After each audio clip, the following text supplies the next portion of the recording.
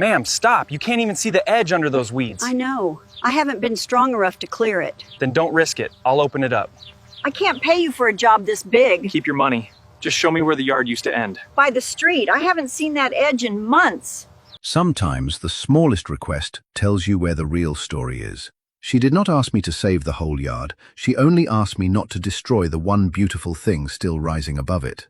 Before we step into it, tell me where you are watching from. The red petals scattered along the street were the first thing I noticed. Behind them, the edge of the property had nearly vanished beneath tall grass, tangled weeds and thick growth pushing toward the road. An elderly woman was standing nearby, looking down at the same overgrown strip, and I could tell she wanted to do something about it but did not trust her legs enough to step into it. Her name was Evelyn. She was 80, living with severe arthritis and a heart condition that made bending and working outside exhausting. I asked if she needed help. She immediately told me she could not afford it. I told her I was offering, not selling. Then I asked which part mattered most. Instead of pointing at the worst weeds, Evelyn looked toward the red flowers and said, "Please leave those." Years earlier, her husband had loved the flowering trees along the front of their home. When the petals dropped onto the edge of the street, he refused to sweep them right away because he said they made the whole block look happier.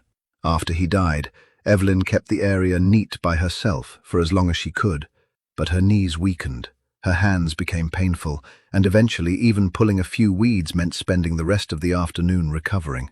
She had called a lawn company once, but the estimate was nearly as much as 1 month of her medication. She chose the medication. The weeds kept growing until they swallowed the ground beneath the flowers, so I started along the street edge, cutting back the heavy growth and slowly exposing the boundary of the yard again.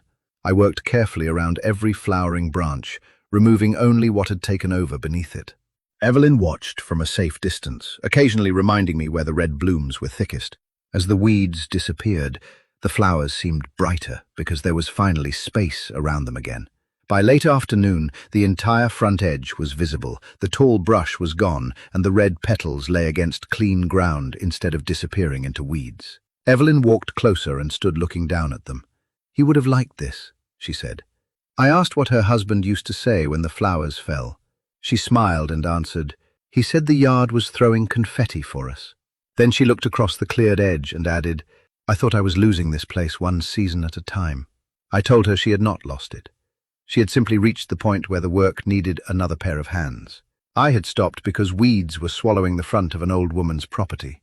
What we really uncovered was a little patch of beauty she had been afraid age would take from her too. Evelyn could no longer keep up with the weeds, but she still remembered exactly which flowers mattered. Leave the word flowers in the comments if her story stayed with you. Share this with someone who knows memories can live in ordinary places, and like and follow for more stories hidden behind everyday homes.